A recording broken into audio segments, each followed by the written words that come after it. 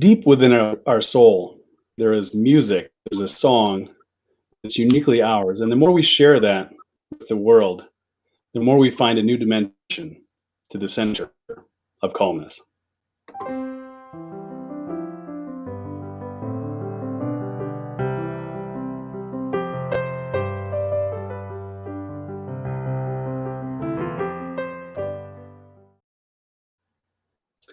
Good afternoon, and welcome back to another episode of the Center of Calmness. We are super blessed this afternoon to have Steph Mariani here with us. Welcome, Steph.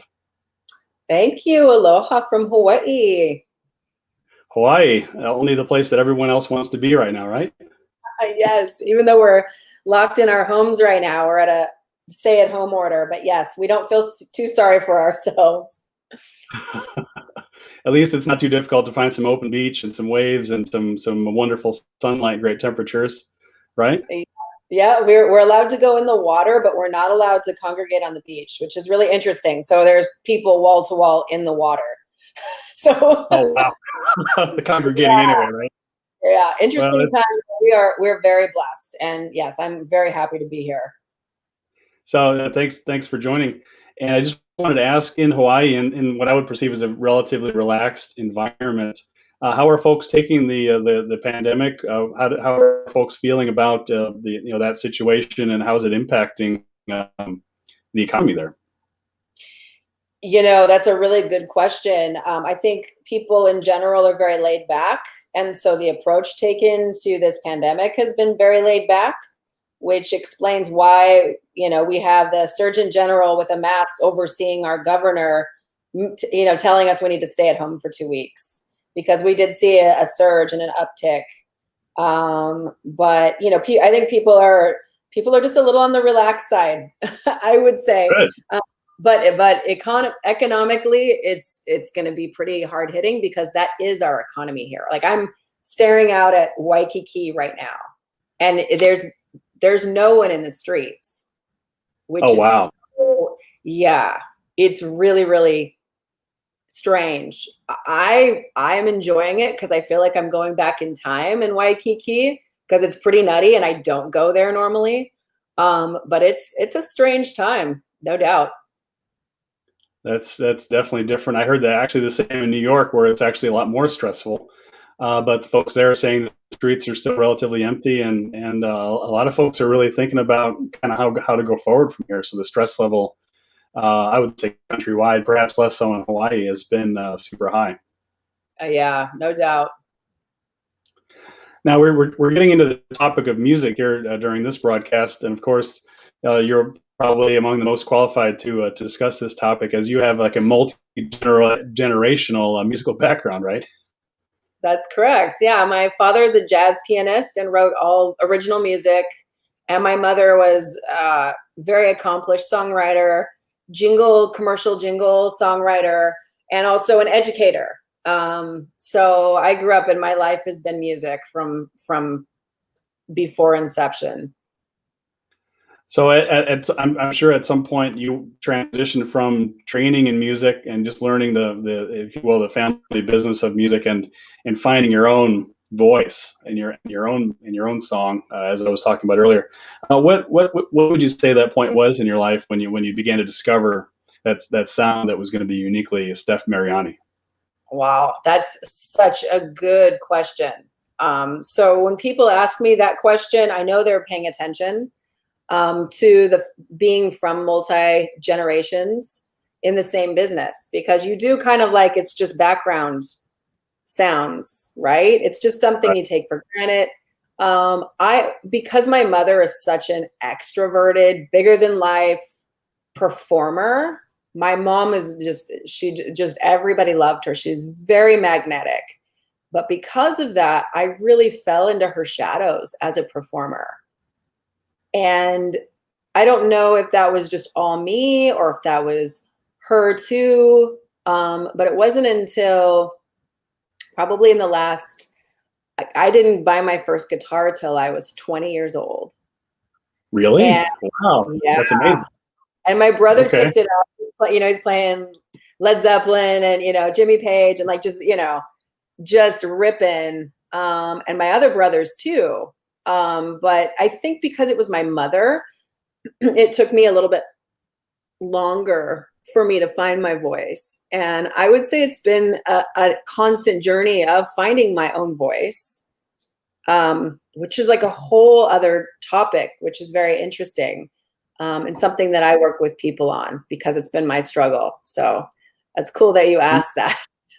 Interesting. So, if, just to clarify that, did you perform with your mother for a time, or was her journey perhaps very very bold but separate from yours? Very separate, actually. So when I was a little girl, when my mom would have her, she would have her rehearsal, with the boys in her band, I would get up and, I'm 3 years old singing 70s songs and 80s songs. And so I remember that, but she didn't really make me a part of her professional career as a musician. And she really gave up a lot of that to have kids. And she also became religious when we were younger, because she had some substance abuse issues. And so she chose that path, and I kind of chose the path she didn't choose, which is kind of interesting, right? So I don't know what her point of view of that is, but I think maybe she was scared for me, and there were a lot of things going on, but yeah. Okay.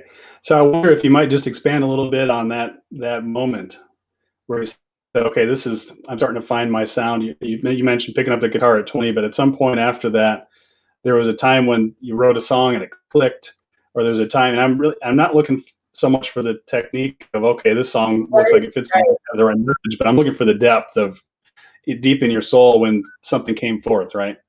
Oh, I love it. I love it. So you know what, the first thing that popped into my head when you said that was I got a German Shepherd when he was a little tiny baby. And I remember the first time he heard his big boy bark.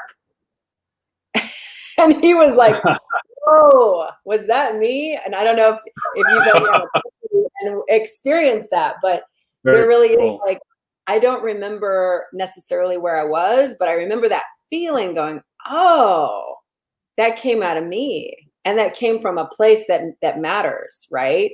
Right. And has meaning. So I know what you're talking about, and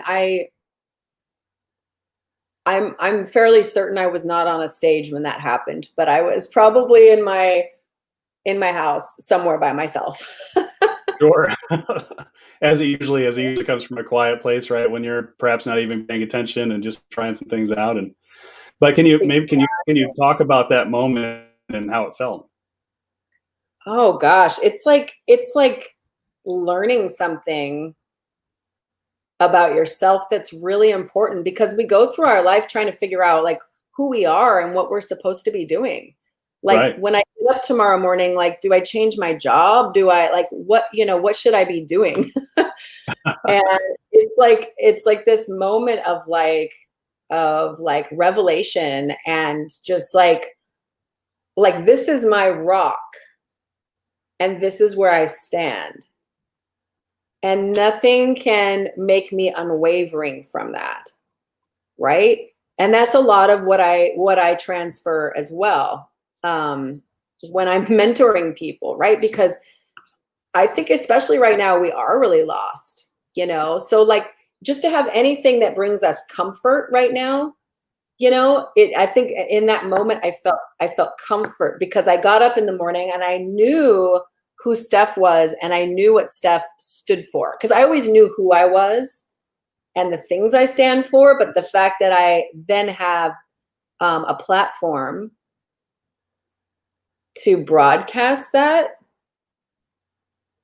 so then it matters, where you do that from and how you do that. Right. I got So you. Okay. like I didn't have to worry about what I was going to do every day after that.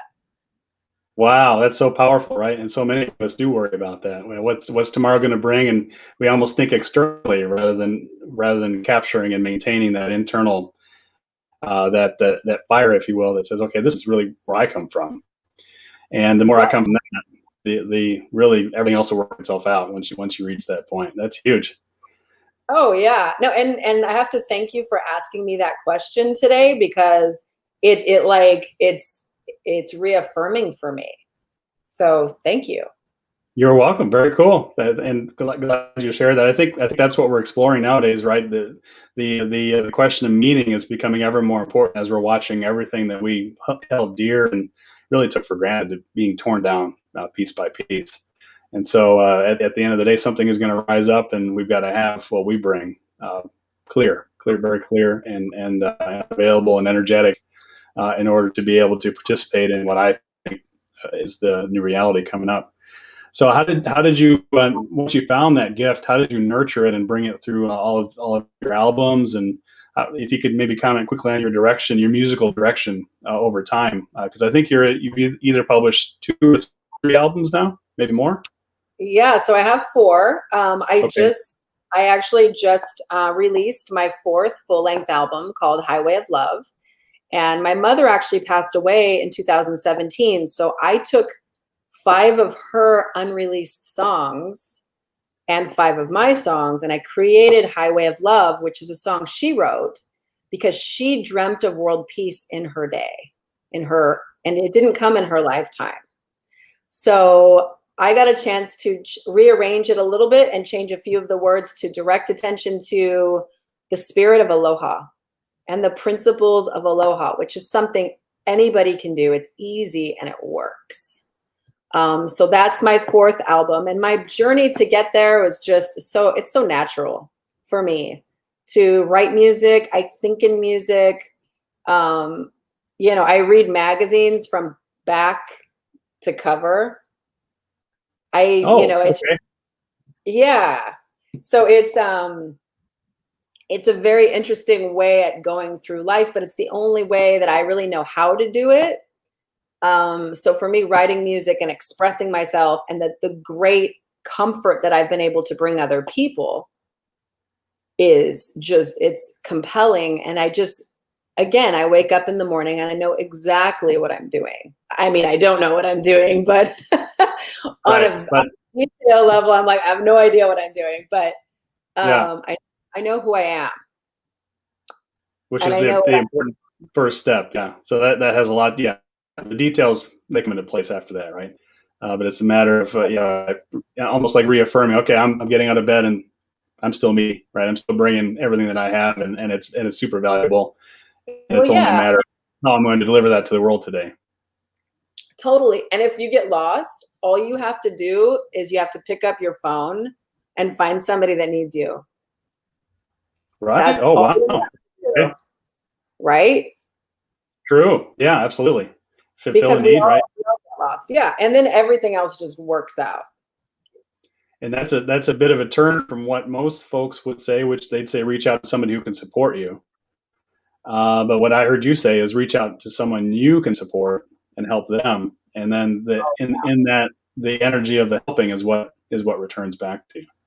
Oh yeah, and I'm big on this. I've been through my set of struggles in my life that could have completely flattened me, and the spirit of contribution, you guys, that's the magic. It's not what people are going to give you.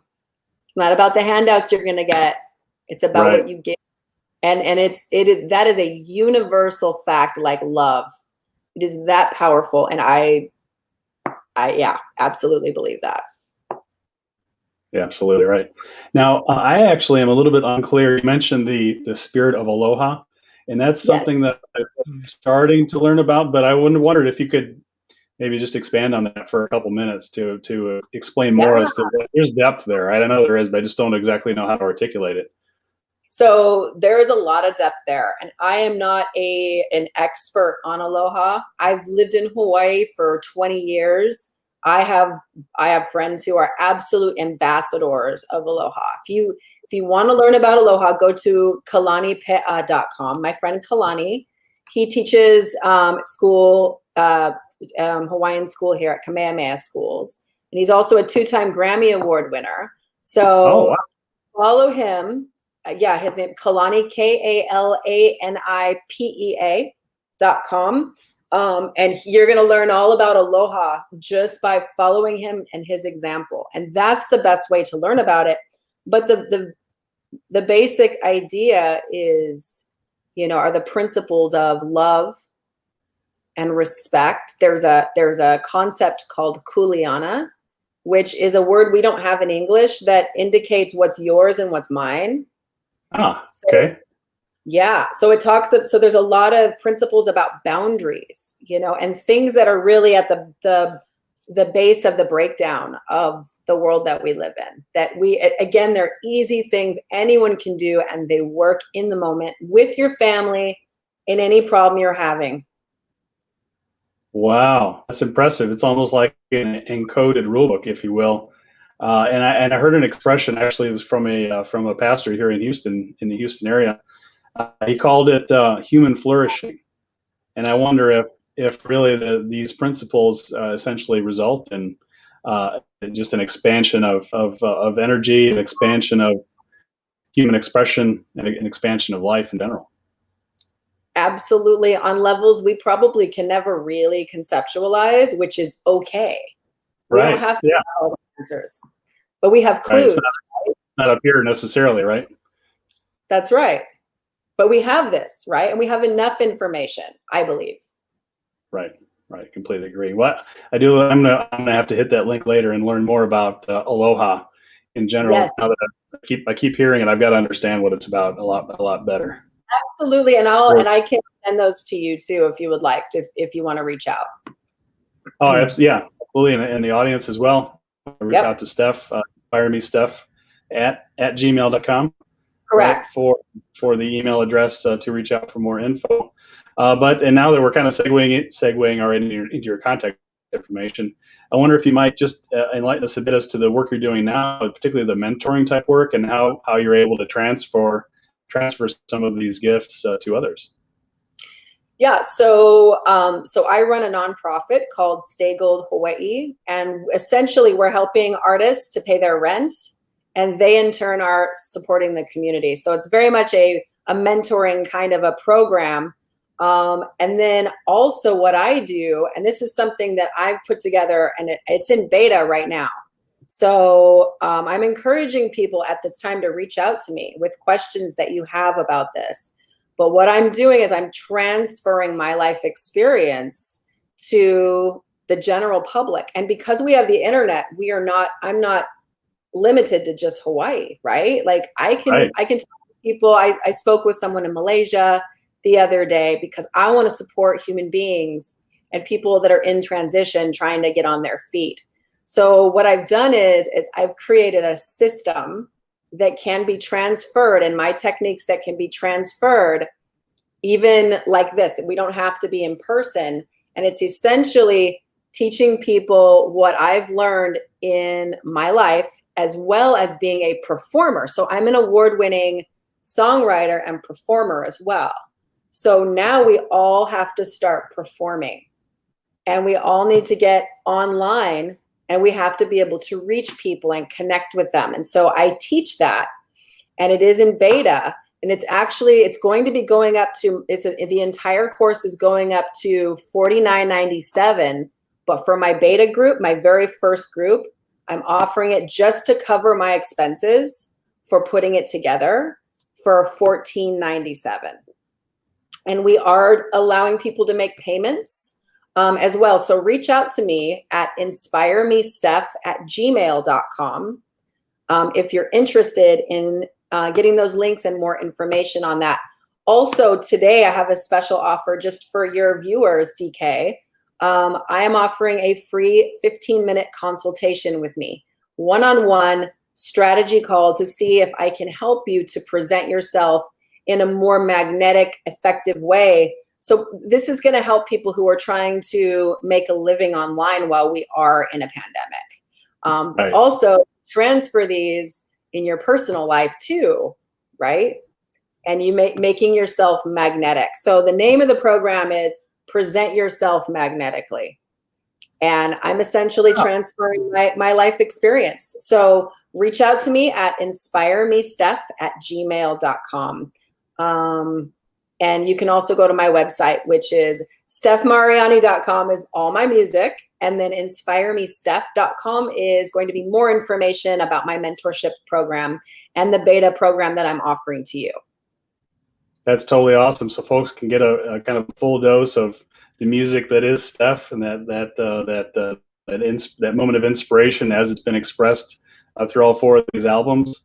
And then it's so awesome that you're offering a free 15-minute consult. I know that in the one that you and I had, it was it was a lot of epiphanies came out of that, right? I just felt that connection, and it was really cool that I told you about the system that I'm developing and launching about the anxiety elimination. And the way you took in all that information and brought it back to me, I think you only used one or two sentences tops, but it was just so gripping the way that those notes were being played and what you were saying, right? It's music in words. It was and it was a complete thought and emotion all conveyed on something you hadn't even heard of before. I was amazed anyway. So I think I know I love working with you. No, and I love what you're doing, because people really, really need you right now. They really, really need that. I know I have my days of anxiety. You know, I'm like everybody else. And sometimes I'm like, I should probably call DK, you know, like you absolutely could. Yeah. So I think, learning to manage anxiety when you can't do anything about what's going on is going to be a skill that everybody's going to need to strengthen now. Absolutely. Yeah, the pressure only continues to increase. And so having solutions like this available, it's absolutely huge. And I personally think the music connection and the ability to express oneself from the depths of your own soul, I mean, that's such a powerful opportunity and a way to achieve calmness. That I'm so glad you came on our episode here today, Steph, and look forward to hearing as much from you as we can, and look forward to what the audience may experience when they reach out to you. Absolutely. I'm looking forward to helping everybody who reaches out. And thank you so much for having me, DK. Such a pleasure. Thanks so much for joining. And for the Center of Calmness, I'm DK Warner.